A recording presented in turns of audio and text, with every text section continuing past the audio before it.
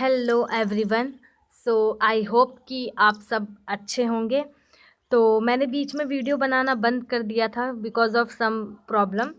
सो आज से मैं अपनी वीडियो को दोबारा से कंटिन्यू करूँगी। सो बीच में एग्ज़ाम्स और फिर हेल्थ को लेकर के थोड़ी इशू हो गया था, उसके वजह से मैं वीडियो नहीं बना पा रही थी। But now I will make sure कि आपको वीडियोस टाइम पे मिल जाए। एंड उसके लिए जो मैंने वीडियो नहीं बनाई इतना लेट, उसके लिए आई एम सॉरी। सो आज से हम अपना कंटिन्यू करेंगे। तो एक बार हम छोटा सा रिकैप कर लेते हैं कि अभी तक हमने ना करा क्या है।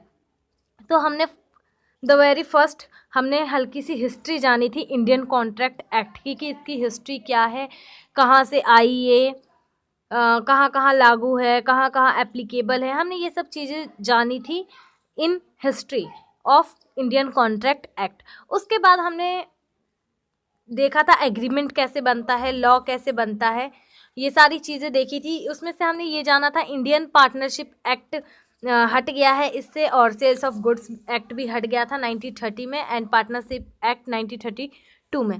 उसके बाद हमने थोड़ा सा मीनिंग जाना था just in personam and just in RAM.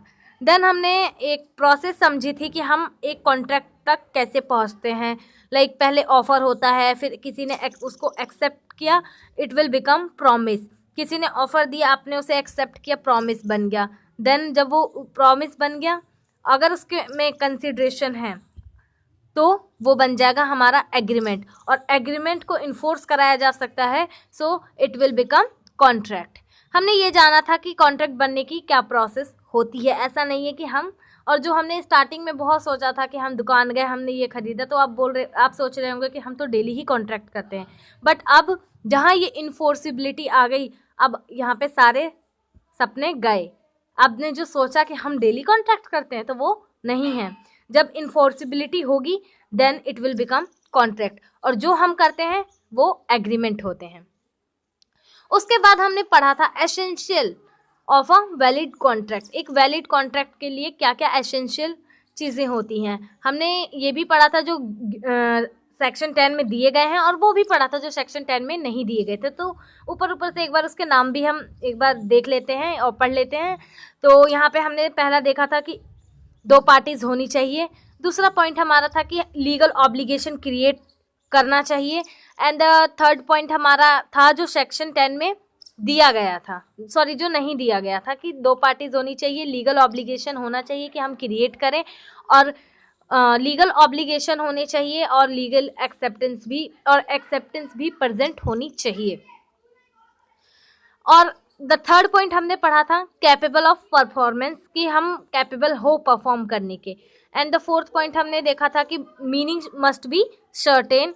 And the fifth पढ़ा था जो हमारे सेशन 10 में नहीं दिया गया था, लीगल फॉर्मेलिटीज, जो हर एक केस में नेसेसरी नहीं होता है। लाइक अगर आप इंश्योरेंस करा रहे हैं तो वहाँ पे आपको लीगल फॉर्मेलिटीज़ करनी पड़ेगी, आपको रिटर्न में डॉक्यूमेंट बनाने पड़ेंगे, तो वहाँ पे ये चीज़ लागू होती है, बट ये हर जगह नेसेसरी नहीं है। अगला हम देखते हैं जो सेक्शन 10 में दिया गया है कि ये हमारे essential of a valid contract होंगे अंडर सेक्शन 10। तो यहाँ पे फर्स्ट बोला गया था कि एक एग्रीमेंट होना चाहिए, there should be an agreement. उसके बाद हमने देखा था फ्री कंसेंट से ये बने होने चाहिए। जो एग्रीमेंट है किसी coercion, undue influence, misrepresent, mistake, इन सब चीज़ों से नहीं होना चाहिए, फ्री कंसेंट होनी चाहिए। देन थर्ड हमने देखा था कैपेसिटी होनी चाहिए पार्टी की परफॉर्म करने की, ठीक है। फिर द फोर्थ पॉइंट हमने पढ़ा था कि लॉफुल कंसिडरेशन होना चाहिए और लॉफुल ऑब्जेक्ट होना चाहिए। और द फिफ्थ वन पढ़ा था agreement not expressly declare to be void. हमने इतना यहाँ तक पढ़ लिया था। उसके बाद हमने पढ़ा था वॉइड। वॉइड मीन्स जिसकी कोई वैलिडिटी नहीं होती है। वॉइड मीन्स जिसकी कोई वैलिडिटी नहीं होती है।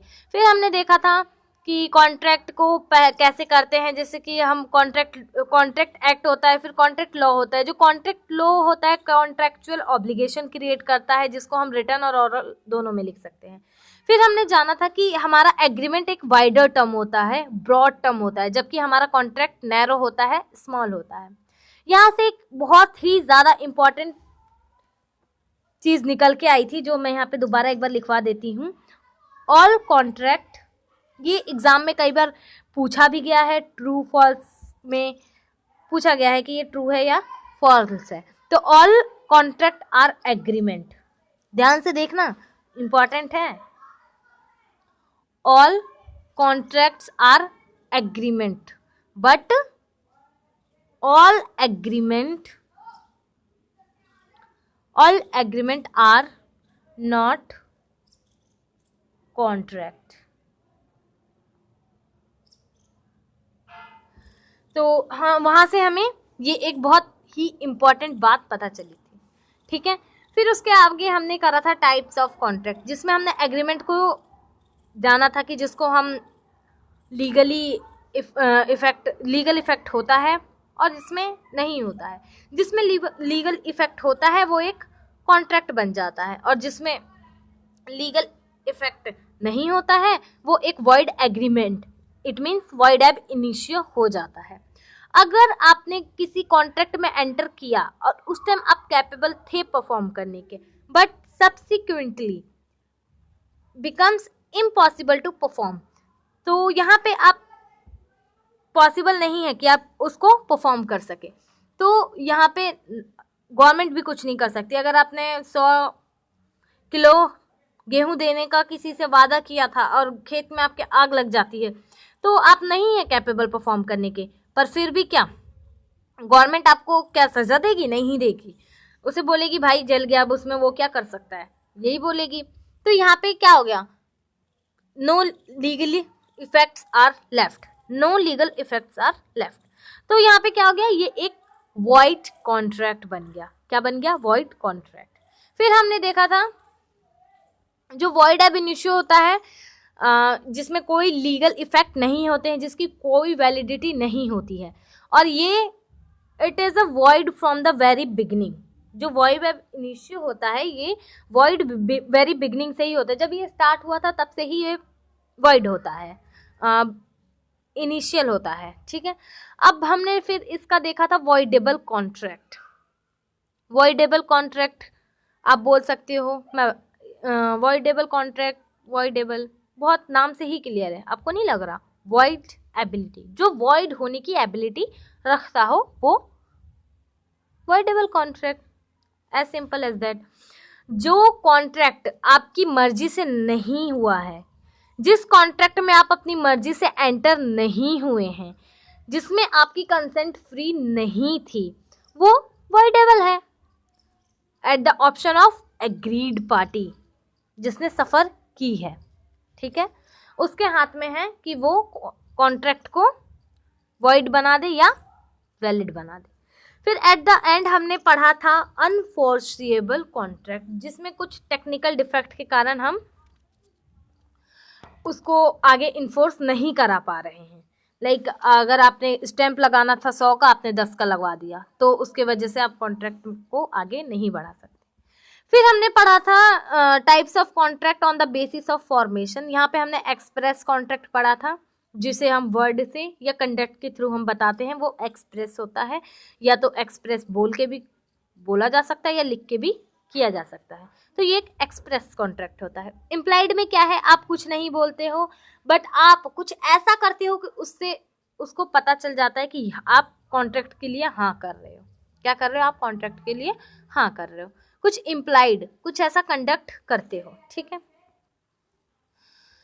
फिर एक हमने पढ़ा था क्वासी कॉन्ट्रैक्ट, जो आप जाने अनजाने में एक कॉन्ट्रैक्ट के अंदर एंटर हो जाते हो, आप चाहते हो या नहीं चाहते हो, बट आप उस कॉन्ट्रैक्ट में एंटर हो जाते हो। फिर हमने पढ़ा था on the basis of performance, दो टाइप के कॉन्ट्रैक्ट होते हैं, एग्जीक्यूटेड और एग्जीक्यूटरी। ये नाम से ही काफ़ी क्लियर है। एग्जीक्यूटेड कॉन्ट्रैक्ट वो होता है जो एग्जीक्यूट हो चुका है, एग्जीक्यूटरी वो होता है जिसको एग्जीक्यूट होना बाकी है, जहाँ पे बोथ पार्टीज की लाइबिलिटी बाकी है, या कहें एक पार्टी की लाइबिलिटी बाकी है। लाइक आपने किसी को, जैसे कि मैंने एग्जाम्पल दिया था, उसी एग्जाम्पल को लूँगी कि आपने किसी सिंगर को बुलाया और आपने पेमेंट कर दी, उसका गाना बचा है, तो ये क्या हो गया? एक पार्टी की बची है, एक पार्टी की लाइबिलिटी बची है सिंगिंग करने की, बट बोथ पार्टी की कब आएगी, जब ना आपने पेमेंट की है ना उसने गाना गाया है, तो यहाँ पे बोथ पार्टीज की होगी। तो बोथ पार्टीज वाले को हम बायलैटरल कॉन्ट्रैक्ट भी कहते हैं और सिंगल वाले को हम यूनिलैटरल भी कहते हैं। ठीक है, आपको यहाँ तक आई होप कि सब क्लियर होगा। ठीक है, अब यहाँ पे एक बात और है जो इम्पोर्टेंट है, ऑफर और ऑफरी वाली बात मैंने आपको बताई थी। जो ऑफर देता है वो ऑफरर होता है, और जिसको ऑफर मिला है वो ऑफरी होता है, और ये ऑफरी के हाथ में है कि उस ऑफर को वो एक्सेप्ट करे या फिर रिजेक्ट करे। ठीक है, नेक्स्ट पॉइंट हमारा आता है, एक ऑफरर जो होता है, जो जब वो ऑफर देता है तो ऑफरर के साथ साथ वो एक प्रॉमिसर भी बन जाता है। बट जो ऑफरी होता है, जब तक उस ऑफर को एक्सेप्ट नहीं कर लेता, he is not bind और she is not bind। अगर उस ऑफरी जो है उस ऑफर को रिजेक्ट कर देता है तब तो यहाँ पे कोई मतलब ही नहीं बन जाता, बट उसने अगर उसको एक्सेप्ट किया देन वो एक प्रॉमिस बन जाएगा, तब वो बाइंड हो जाएगा। किसको? प्रॉमिसर को। किसको? प्रॉमिसर को बाइंड हो जाएगा। ठीक है, आई होप सो यहाँ तक क्लियर होगा। और फिर हम आगे बढ़ते हैं, how an offer is made. Offer कैसे मेड होता है, और we can say types of offer. तो यहाँ पे वही बात हो गई, एक्सप्रेस और इम्प्लाइड ऑफर। जिसको बोल के लिख के आप देते हो वो एक ऑफर होता है। न्यूज़पेपर में जाता है ये गुम हो गया है, अगर कोई इसको ढूंढ के लाएगा मैं आपको 10,000 रुपये दूंगा, तो वो क्या है? एक रिटर्न ऑफर है, मुंह से बोल दिया आपने। ठीक है, तो ये हमारे एक्सप्रेस ऑफर हो जाते हैं। देन नेक्स्ट इम्प्लाइड ऑफर होता है, वैसे ही आपने कुछ कंडक्ट के थ्रू बता दिया आप इस ऑफर को एक्सेप्ट कर रहे हो या नहीं कर रहे हो, जो भी आपने बता दिया। नाउ अब हम एक बहुत ही इम्पॉर्टेंट टॉपिक पे हम पहुंच चुके थे, जहाँ पे मैंने थोड़ा सा सोचा कि रिकैप करा देती हूँ, तो कोई इशू नहीं है, कोई बात नहीं। हमारे फिर हमने यहाँ पे to whom an offer is made, किस किस को हम ऑफर दे सकते हैं। बहुत इंपॉर्टेंट क्वेश्चन है, एग्जाम में भी बहुत बार पूछा गया। तो जनरल एक ऑफर होता है और एक होता है, राइटिंग में मत जाना, भी हाथ चल नहीं रहे, पब्लिक ऑफर चलो मजाक से हटके, जनरल और पब्लिक ऑफर। ठीक है, जनरल ऑफर क्या होता है? जो पब्लिक एट लार्ज होता है, पब्लिक एट लार्ज, जहाँ पे आपने न्यूज़पेपर में दिया वो ऐड कि आपने ये मेरा जो भी बेटा है या फिर आपके घर का कोई पेट है गुम हो गया है, आपने कुछ ऐड छपवा दी है न्यूज़पेपर में, तो वो किसके लिए है? वो एक पर्टिकुलर स्पेशल पर्सन के लिए नहीं है, वो सभी के लिए है। जिसने उस न्यूज़पेपर को पढ़ा, दे गॉट द ऑफर। अब उनको राइट है, अगर उन्हें वो दिख गया और वो अगर उसको पहुंचा देते हैं, तो he or she have a right to claim that amount of ₹10,000। Are you getting my point? तो इसे हम जनरल ऑफर कहते हैं, और जैसा कि मैंने पिछली क्लास में बहुत ही अच्छे से क्लियर कर दिया था। ठीक है, अब public offer, sorry specific offer, here comes specific. जो हम स्पेसिफिक नाम से ही क्लियर है, नाम से ही क्लियर है। स्पेसिफिक जो हम किसी एक पर्सन को देते हैं, स्पेसिफिक देते हैं। जैसे कि मैंने पिछले वीडियो में भी बताया था कि अगर आप किसी को मैरिज करने के लिए प्रपोज करते हैं, विल यू मैरी मी, तो आप किसी एक पर्टिकुलर पर्सन को ही आप क्या कहते हैं? एक पर्टिकुलर पर्सन को ही जाके प्रपोज करते हैं। ऐसा है क्या कि आप सबको जाकर बोलते हो ए विल यू मैरी मी, ए विल यू मैरी मी? आप सबको बोलते हो? नहीं, आप किसी एक पर्टिकुलर पर्सन को बोलते हो, और उसको एक्सेप्ट करने का राइट, जो ऑफर आपने दिया है उसको एक्सेप्ट करने का राइट उसी के पास है। उसको एक्सेप्ट करने का राइट, जिसको आपने ऑफर दिया है, सिर्फ वही उस ऑफर को एक्सेप्ट कर सकता है। ऐसा नहीं है कि आपने ऑफर दिया किसी को, ए ने, लाइक ए ने ऑफर दिया बी को और सी आकर के एक्सेप्ट कर रहा है, ऐसा नहीं हो सकता। जब ए ने बी को ऑफर दिया है तो बी ही ए के ऑफर को एक्सेप्ट करेगा, कोई तीसरी या थर्ड पार्टी आकर के नहीं कर सकती है। ठीक है, हमने यहाँ तक किया था। यहाँ पे मैंने एक एग्जाम्पल भी लिया था जहाँ पे मैंने आपको ये बोल्टन वर्सेस जॉन्स का केस बताया था। तो आई होप कि यहाँ तक अब आपको क्लियर है। अब इसके आगे हम नया स्टार्ट करते हैं। ठीक है, ठीक है। अब हमारा जो थर्ड है वो बहुत ही सिंपल है, नाम से भी आपको समझ आ जाएगा, दैट इज क्रॉस ऑफर। अब आपको इसके नाम से क्या लग रहा है, क्या होगा? It's a cross offer.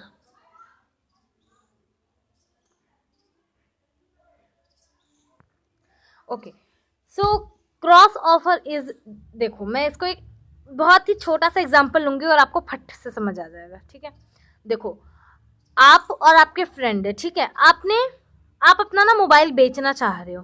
क्या करना चाह रहे हो? आप अपना मोबाइल बेचना चाह रहे हो। बट इसमें क्या हुआ, उधर से आपका फ्रेंड भी है ना, वो उस फोन को खरीदना चाह रहा है। आप अपना फोन बेचना चाह रहे हो, आपका फ्रेंड वो फोन आपसे परचेज करना चाह रहा है। ठीक है, बट क्या है यहाँ पे, अब क्या होता है, आपने एक लेटर भेजा, आपके फ्रेंड ने भी एक लेटर भेजा। आपने लेटर क्या भेजा, do you want to purchase my phone, और उधर से उसने क्या ऑफर भेजा, do you want to sell your phone. यहाँ पे क्या हो रहा है, दोनों ही ऑफर दे रहे हैं। आप भी ऑफर दे रहे हो, आपका फ्रेंड भी ऑफर दे रहा है, और जब तक कोई अपना, या तो आप या तो आपका फ्रेंड उस ऑफर को रिवोक नहीं कर लेते, लाइक आपने फ्रेंड के ऑफर को एक्सेप्टेंस नहीं दी, आपके फ्रेंड ने आपके ऑफर को एक्सेप्टेंस नहीं दी, तब तक ये कॉन्ट्रैक्ट नहीं बन सकता है। That is cross offer. जब आप और आपके फ्रेंड एक ही चीज सोच रहे हो और एक ही वक्त पर बोलते हो, तो दैट इज क्रॉस ऑफर। जो ये नाम से ही बहुत सिंपल है कि किसी ने क्रॉस किया, मीन्स आपको और आपकी फ्रेंड की जो थिंकिंग थी, लाइक आपने बस दोनों ही ऑफर दे रहे हो, किसी ने एक्सेप्टेंस नहीं दी है यहाँ पे, तो यहाँ पे क्या होगा, यहाँ पे कोई कॉन्ट्रैक्ट बनेगा ही नहीं जब तक एक्सेप्टेंस नहीं होगा। तो फर्स्ट किसी एक को अपना ऑफर रिवोक करके एक्सेप्टेंस देना पड़ेगा। ठीक है, अब अगला है काउंटर ऑफर। क्या है? Counter offer. ये भी नाम से क्लियर होगा, इंटेलिजेंट बच्चे हो तुम सब। देखो काउंटर ऑफर क्या होता है, काउंटर ऑफर के लिए भी एक छोटा सा एग्जांपल लेते हैं। आप जाते हैं,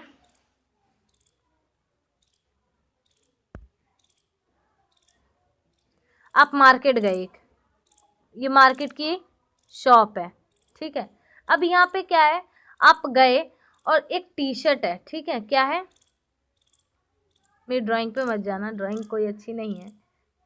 तो इसने क्या दुकानदार ने 1000 रुपये बोले इस टी शर्ट के। कितने रुपए बोले? 1000 रुपये बोले। ठीक है, आपने बोला भैया भैया 1000 नहीं, ये आप हो। ठीक है, आपने आपने जैसा कि एक चीज यहाँ आती है, humans wants are unlimited but resources are limited. आपके पास 1000 रुपये ही है और आप सोच रहे हो कि हम सब परचेस कर ले। तो यहाँ पे क्या है, इसने आपको ऑफर दिया कि आप 1000 रुपये, इसने बोला 1000 रुपये की ये शर्ट है, बट आपने क्या सोचा, नहीं नहीं 1000 रुपये में खरीदूंगा तो पैंट कहाँ से लाऊंगा, शर्ट ही खरीद पाऊंगा मैं। आपने बोला, झट्टे से मुँह छोड़ते ही बोला भैया 1000 नहीं 500। आपने तो बिल्कुल ऐसे करते हैं ना, हमारी मम्मियाँ भी तो ऐसी करती हैं, बिल्कुल आधा रेट कर देती हैं। तो ठीक है, यहाँ पे 1000 रुपये ने बोला, आपने क्या किया, इनके ऑफर को रिजेक्ट करते हुए अपना ऑफर दिया। इनके ऑफर को रिजेक्ट करते हुए आपने अपना ऑफर दिया कि भैया 1000 में तो नहीं लेंगे, 500 में ले लेंगे। बट इसने क्या किया, आपके ऑफर को रिजेक्ट करते हुए इसने बोला भैया भैया इतनी तो हमारी खरीद भी नहीं है, 900 रुपये में देंगे। अब इसने क्या किया, 900 रुपये का बोला। इसने क्या किया, आपके ऑफर को रिजेक्ट करके अपना ऑफर दिया। आपने बोला नहीं नहीं इतने में कहाँ होगा, आपने चलो 100 रुपये कम किया है तो मैं भी 100 रुपये बढ़ा देता हूँ, 600 भैया लास्ट, इससे ज़्यादा नहीं। अब आपने क्या किया, उसके ऑफर को रिजेक्ट करके अपना ऑफर दिया। क्या किया? उसके ऑफर को रिजेक्ट करके आपने अपना ऑफर दिया। ठीक है, भैया बोलते चलो तुम्हारी ना मेरी 750 रुपये में ये टी शर्ट आपकी। अगर आप इस पे एग्री हो गए तो आपने उसके ऑफर को मान लिया। तो ये क्या होता है? काउंटर ऑफर होता है। क्या होता है? काउंटर ऑफर होता है, जो आप उसके एक दूसरे के ऑफर को हम काउंटर कर रहे होते हैं। ठीक है, आई होप कि आपको समझ आ रहा होगा। नेक्स्ट, फिफ्थ और लास्ट, इनविटेशन टू ऑफर। और पता है एग्जाम में आया है और ये बहुत इम्पॉर्टेंट है। इसको हम एक और नाम से बोलते हैं, यहाँ पे मैं आपके लिए लिख देती हूँ, स्टैंडिंग ओपन और कंटिन्यूइंग ऑफर। ठीक है, या तो ये नाम से एग्जाम में पूछते हैं क्वेश्चन। तो चलो इसको समझते हैं पहले। ये ज़्यादातर पता है आपने वो मूवी वगैरह में देखा होगा, घर की नीलामी होती है, लोग आकर के बैठते हैं, बोली लगाते हैं 1 करोड़ 1 करोड़ 2 1 करोड़ 3, फिर हैम्बर फॉल होता है तो सेल हो गई। क्या हो गई? सेल हो गई। तो ये क्या है एक्चुअल में? क्या ये आप ऑफर दे रहे हो? नहीं, this is invitation to offer. क्या है? इनविटेशन टू ऑफर है। ठीक है, तो यहाँ पे क्या है? इनविटेशन टू ऑफर है ये।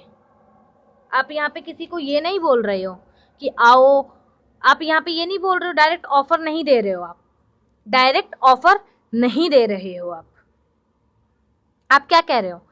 आप लोगों को बुला रहे हो और फिर उनसे बोल रहे हो कि तुम ऑफर दो। अब यहाँ पे क्या होता है? वो बोलते हैं 1 करोड़ में क्या आप ये घर हमें देंगे? वो बोलता है नहीं नहीं, इससे ज्यादा मैं पे करूंगा, 2 करोड़। आप 2 करोड़ में देंगे? तो यहाँ पे क्या होता है? ऑफर हम जाके देते हैं। ऐसी एक और एग्जांपल है मेन्यू कार्ड का। आप जाते हैं रेस्टोरेंट में, वो जो आप मेन्यू देखते हो वो क्या है? आपको क्या वो ऑफर दे रहे हैं? नहीं, ये एक इनविटेशन टू ऑफर है। अगर आपने पनीर आपने ऑर्डर की, वहाँ पे लिखा है पनीर, आपने जाके बोला कि अरे अरे वो पनीर नहीं है, आपने वेटर को बुलाया, वेटर ने बोला पनीर नहीं है, तो आप क्या उस पर केस कर दोगे जाके कि अरे अरे तुमने तो मुझे ऑफर दिया था, ऐसे कैसे मना कर सकते हो? तुमने तो मुझे ऑफर दिया, ये देखो मेन्यू कार्ड में लिखा है पनीर, यहाँ पे पनीर दे नहीं रही हो, ये तो मेरे कॉन्ट्रैक्ट का तुमने डिच किया है मुझे। अब मैं तुम्हें पुलिस पे ले जाऊंगा, मैं तुम्हें कोर्ट में ले जाऊंगा, मैं तुम्हें स्यू करूंगा, क्योंकि तुमने मेरी एक्सेप्टेंस, मैंने एक्सेप्ट किया है और उसको उस कॉन्ट्रैक्ट को तुमने कंप्लीट नहीं किया है। क्या आप ऐसा करोगे? नहीं, क्योंकि मेन्यू कार्ड एक ऑफर नहीं है, एक इनविटेशन टू ऑफर है, जिसमें आप जब देखोगे देन आप ऑर्डर करोगे, देन आप ऑफर करोगे कि क्या आपके पास ये है, आप पनीर खाना चाहते हैं, तो बोलो, आप बोलोगे अब भैया आपके पास पनीर है, तो आप फिर वो एक्सेप्ट करेगा, then it will become agreement और कॉन्ट्रैक्ट। ठीक है, तो इनविटेशन टू ऑफर ये होता है, बहुत ही इजी है, पर पता नहीं बच्चे क्यों कंफ्यूज रहते हैं, बट आई होप आपको समझ आया होगा। और इनविटेशन टू ऑफर ये होता है कि आपको बुलाया जा रहा है ऑफर देने के लिए, ना कि ऑफर को एक्सेप्ट करने के लिए। ओके, बहुत ही सिंपल है, आप ध्यान से देखोगे तो। एंड आगे से हम अपनी वीडियो को और कंटिन्यू करेंगे। सो आज के लिए हम इतना ही रखते हैं। ओके, गॉड ब्लेस यू, और आप अपना ख्याल रखिएगा, और God bless you, thank you, bye bye. और अगर आपको वीडियो पसंद आए तो लाइक ज़रूर करना।